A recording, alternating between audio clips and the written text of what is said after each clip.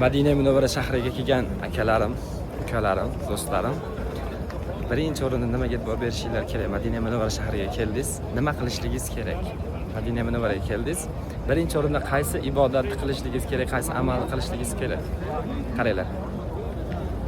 Masjid Nabaviyga kirdingiz. Mana shu birinchi darvozani ko'ryapsiz.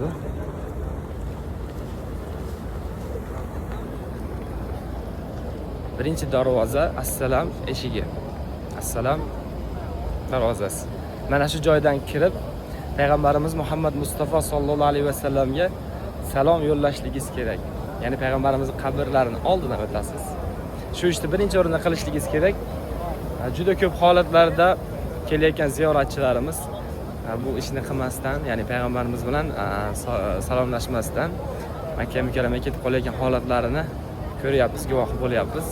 Bu xatoni qilmasligingizni so'rab qolamanizlar. Salomat bo'linglar.